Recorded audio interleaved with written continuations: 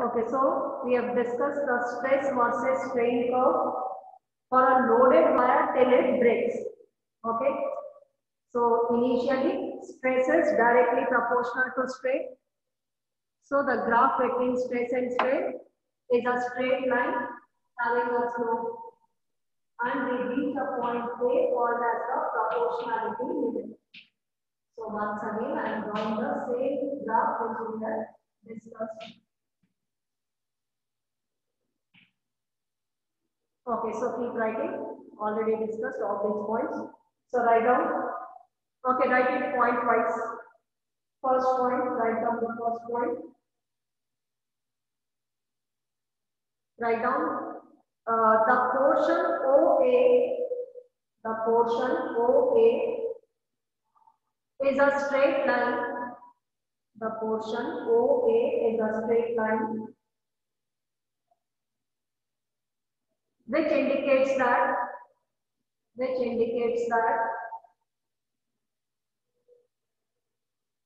stress is directly proportional to strain.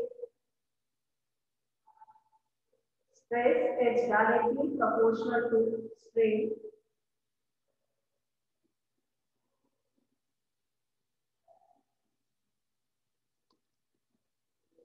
Obeying Hooke's law. Obeying Hooke's law.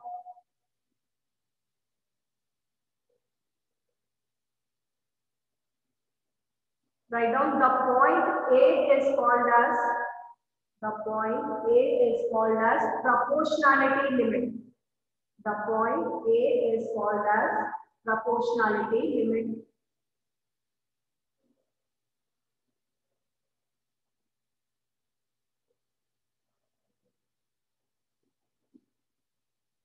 Okay, so this is the first point. O to A, stress directly proportional to strain.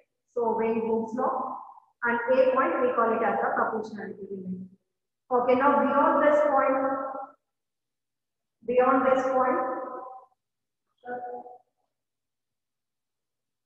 okay, beyond the point A, if the stress is further, we get a point B. Okay, so it will not be directly proportional, slightly curved. Okay, it will be slightly curved. So now we'll discuss in the second point, we'll discuss about this AB portion. So write down beyond the point A, a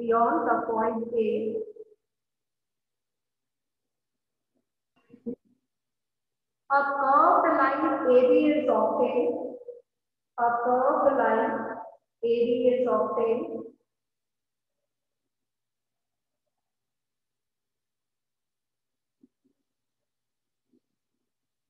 Write down at this point,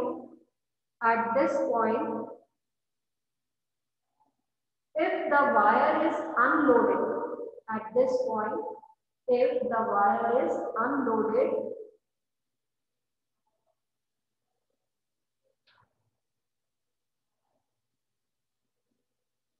the curve retraces along BAO. The curve retraces along BAO. The curve retraces along BAO. That is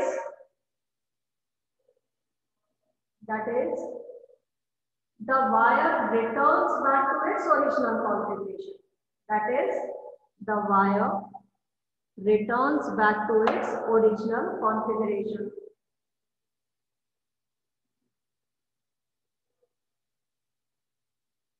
Write down, so the point B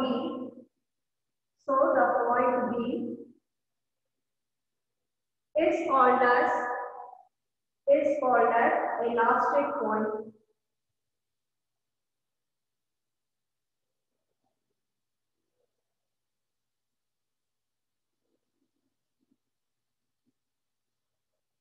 Okay, now 2 points we have written. First point from O to A, second point A to B. Okay, now beyond that, a point C will be obtained, which we call it as the yield point. That is, now the stress is not at all directly proportional to the strain. Okay, and the stress corresponding to C point, we call it as the yield strength or the yield strength. Okay, so write down third point. Beyond the point B, beyond the point B, the strain increases, the strain increases more rapidly than stress, more rapidly than stress.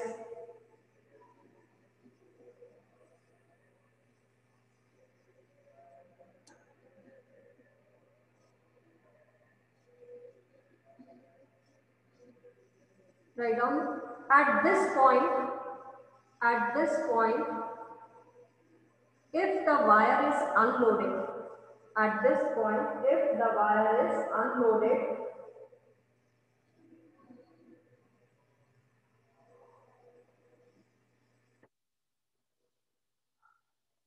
it does not retrace its path. It does not retrace its path,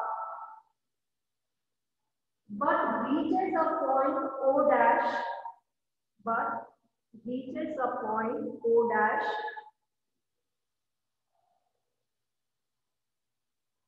that is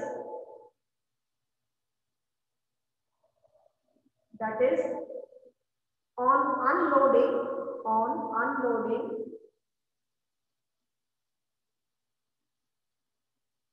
the wire does not regain its original configuration. The wire does not regain its original configuration.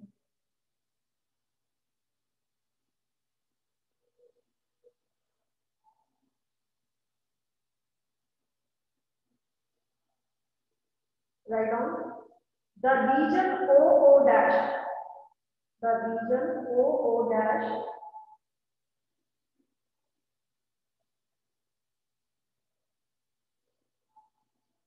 is called as permanent strain,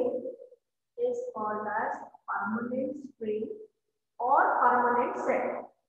Is called as permanent strain or permanent set.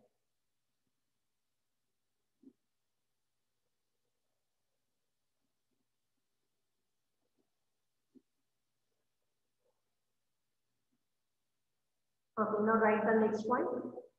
Okay, beyond the point C, the wire will begin to flow like a liquid only. It will start flowing, and at some points it will become very, very thin. So this point C, will call it as the yield point. Y-I-E-L-D, yield point.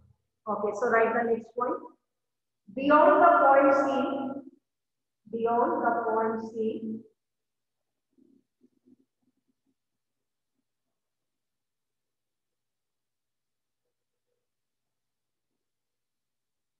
there is a large increase. In the strain. There is a large increase in the strain, and the wire begins to flow. That is at some points, the wire becomes very, very thin. At some points, the wire becomes very, very thin.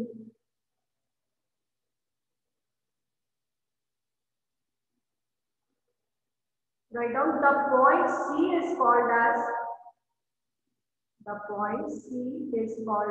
yield point. The point C is called as yield point, and the stress corresponding to it,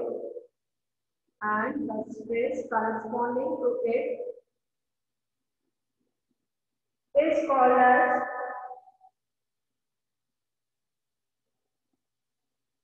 yield strength.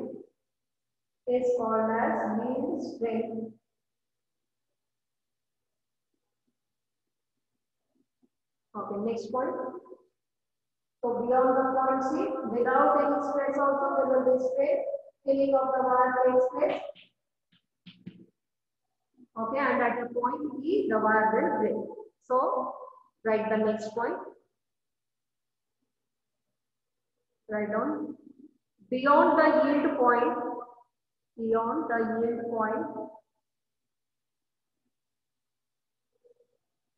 without any stress,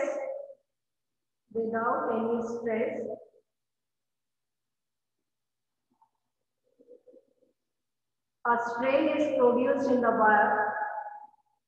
A strain is produced in the wire, and at a point E,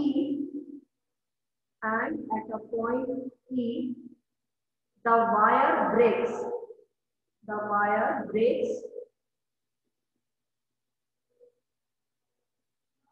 This point is called as breaking point. This point is called as breaking point, and the stress corresponding to it,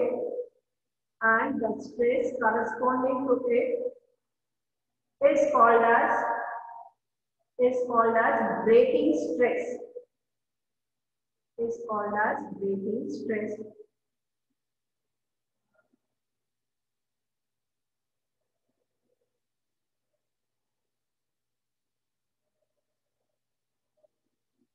Okay. Then write the last point. The region O to B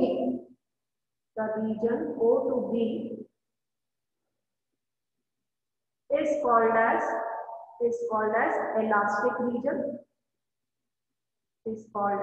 elastic region. And the region B to E is called as plastic region.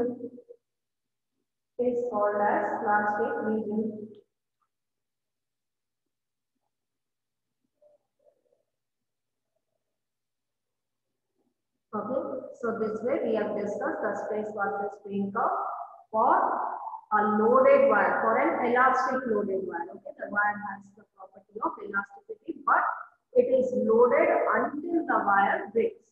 Okay, now based on this elasticity, the materials can be classified in 3 types. Okay, so write the heading: classification of materials. Classification of materials based on elasticity.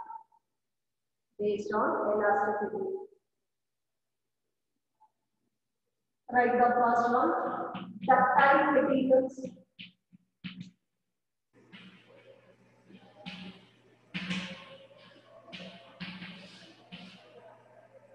Okay, these are the materials which have a long plastic range. That is, this B to E range is quite long.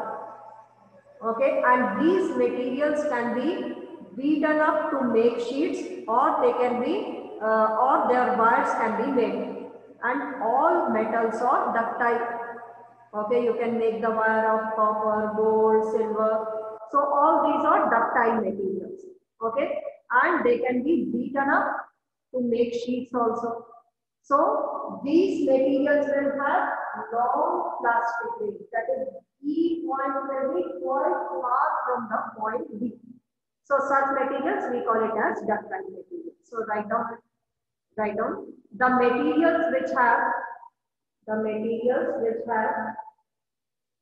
large plastic range.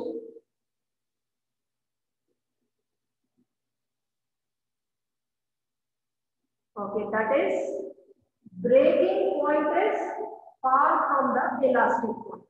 Breaking point is far from elastic point. That is, E point is quite far from B point. Okay, they are having a long plastic range. Write down these materials. Can be used to make wires, and can be beaten up into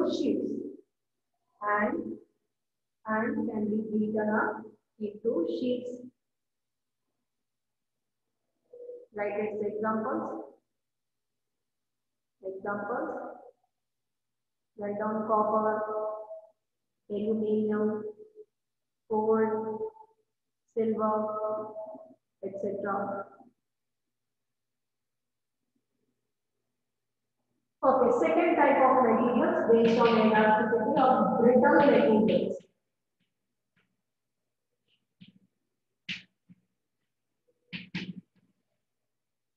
Okay, brittle whose breaking point is very close to the elastic point. That is, this E point is very close to B.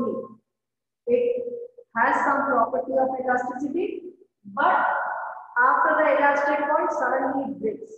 Okay, there is no plastic range. Okay, such materials we call it as brittle materials. Examples of glass. Okay, if you apply force on it, deforming force on it, it will break. You cannot draw this glass into wire. Their wires could not be made. So write down the materials which have a small plastic range.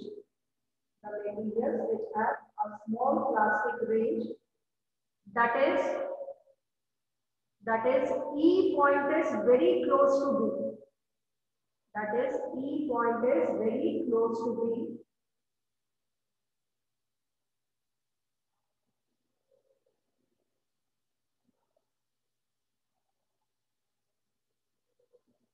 Write down these materials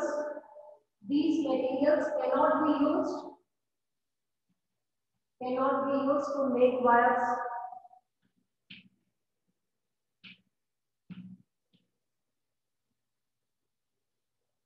So how will be their stress strain graph? This is the B point. E point will be very, very close to this B point.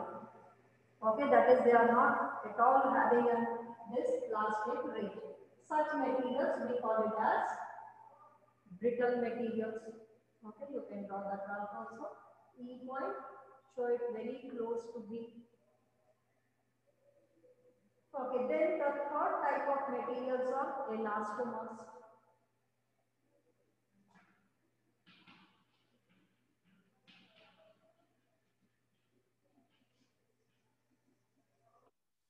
Write the third type, elastomer. Okay, first draw the graph for the brittle materials in which E point, show this E point very close to B point.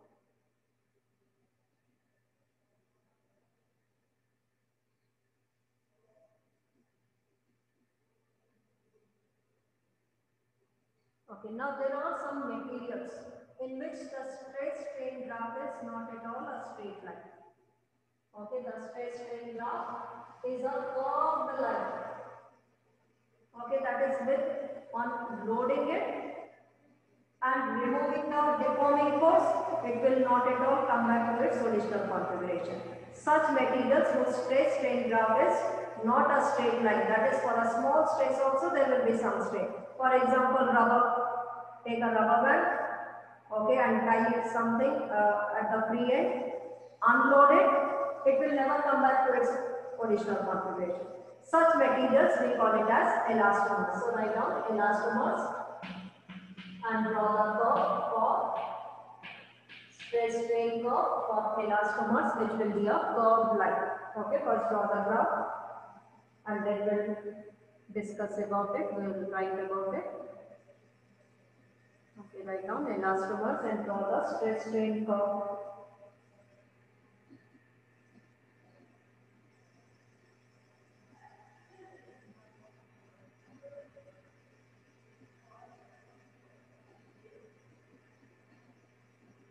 Write down the materials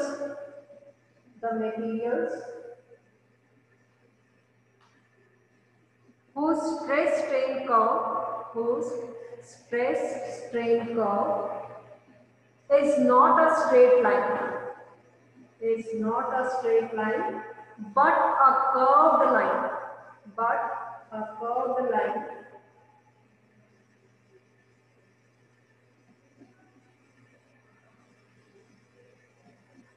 that is these materials can be stretched can be stretched to large values of strain, to large values of strain.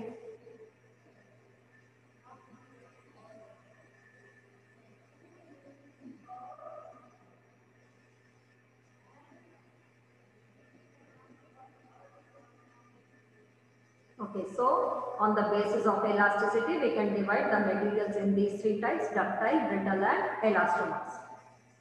Okay, now few definitions are left before proceeding. Write a question: which is more elastic, steel or rubber? Which is more elastic, steel or rubber, and why? With the reason.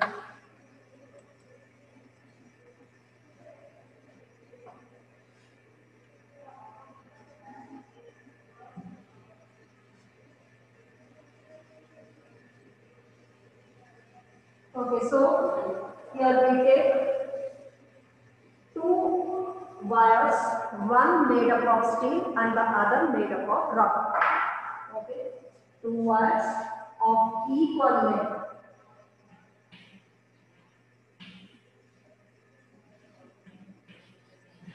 Okay, length is same, cross sectional area is same, but one is made up of steel and the other is made up of rubber, and both loaded by the same force. That is, the weight is the same. Both are loaded by the same weight. Now we know that they have some Young's modulus of elasticity. Young's modulus of elasticity, as we know, is equal to stress, longitudinal stress upon longitudinal stress.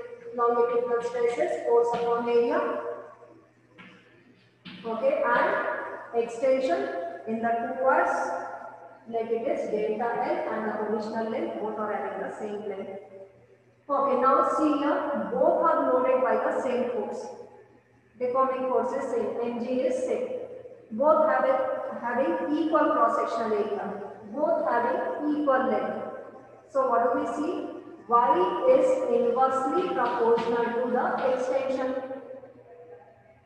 Now it's a common sense question. Both are loaded with the same force. Which will have more extension, steel or rubber? Okay, rubber. Okay, the rubber band, which is of equal in length, equal in cross-sectional area to a steel one. So here we know that delta L will be more for rubber as compared to steel, extension in steel wire. And Y is inversely proportional to, so Y, that is Young's modulus of steel, will be greater than the Young's modulus of rubber. So the one which is having a greater Young's modulus of elasticity is more elastic. So which one is more elastic? Steel is more elastic than rubber. Okay, so what is the answer? Steel is more elastic than rubber.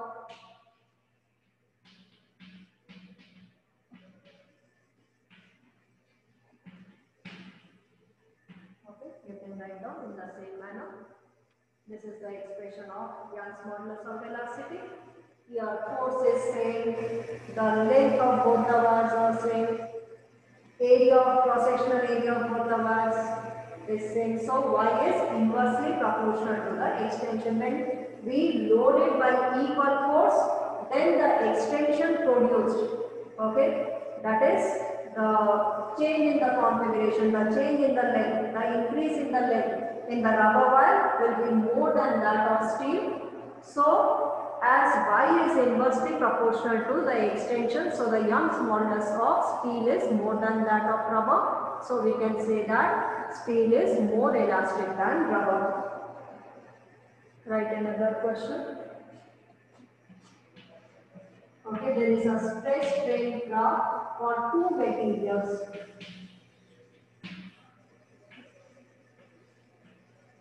A and B. Okay, which is more elastic, A or B? Okay, from the graph, find out which is more elastic, A or B.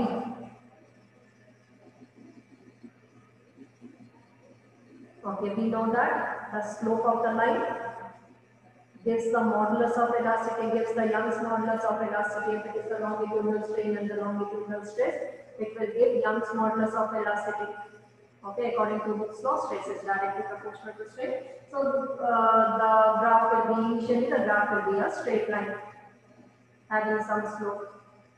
Okay, now the slope of the line is giving modulus of elasticity. The one which is having a greater modulus of elasticity will be more elastic. Now, which one is having? This is theta A. This is the angle theta B. And we know that modulus of elasticity, slope gives modulus of elasticity. Okay, what is this B? Modulus of elasticity. Okay, as we can say, and the slope is given by tan theta. So here we see that theta A is greater than theta B. So the modulus of elasticity of A is greater than modulus of elasticity of B. So which one is more elastic? A is more elastic. Okay, A is more elastic than B. Why? Because its slope is more, and how do we find out the slope? Tan theta. The one which is having greater theta will have more tan theta. Okay, and will be having greater slope and will be more elastic as it is having more value of elasticity. Okay, so note it down.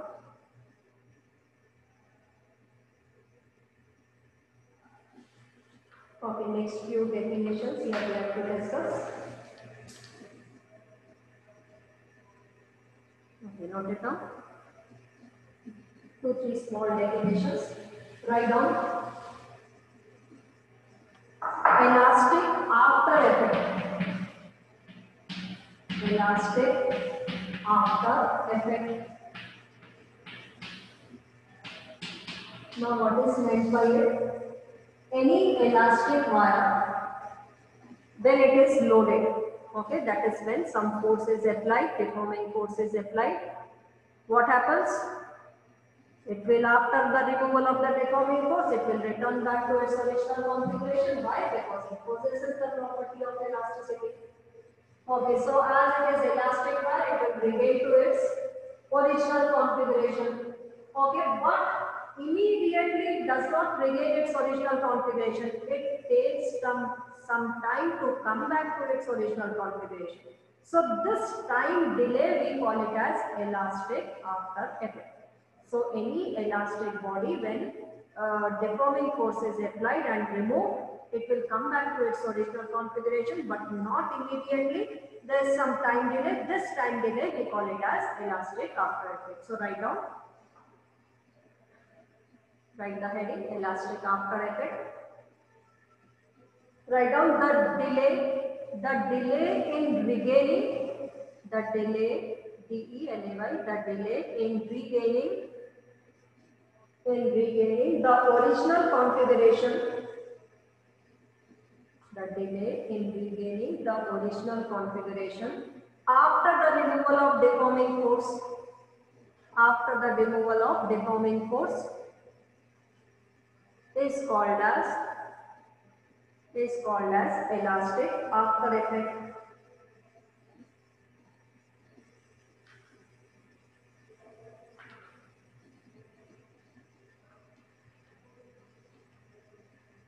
Okay, next, elastic fatigue.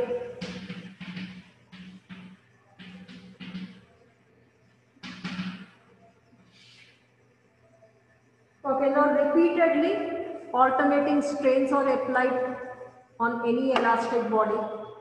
Okay, so what happens? It will lose its strength. The elastic body loses its strength. Why? Because of the repeated alternating strains. Continuously the strains are applied. Whenever the strains applied, whenever the stress is there, so continuously it is loaded. Okay, and there will be some strain, due to which the body, any elastic body, loses its property of elasticity. This we call it as the elastic fatigue. Okay, due to this reason, the bridges are declared unsafe after a long use. After a number of years, the bridges are declared unsafe. Why? Because there are the iron materials inside. Okay, the bridge is made up of the iron materials, and continuously it is loaded by the heavy traffic is moving on it. Okay, and due to repeated strains, repeatedly the strains will be occurring. Okay, and those materials by which the building are made, they will lose their property of elasticity. Okay, so this property we call it as elastic fatigue. So write down. It is defined as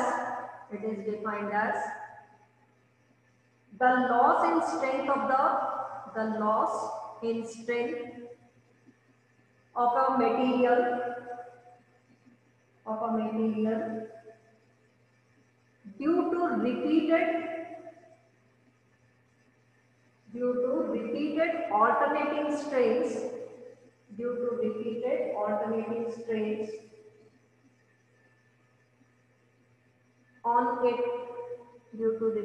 alternating strains on it,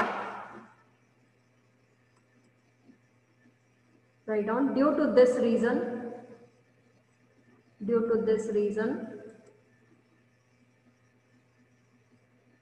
the bridges are declared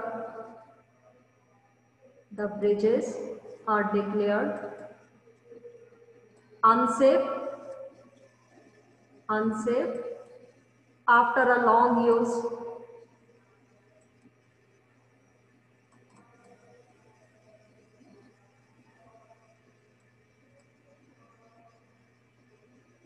Okay, so these are two definitions here we have studied.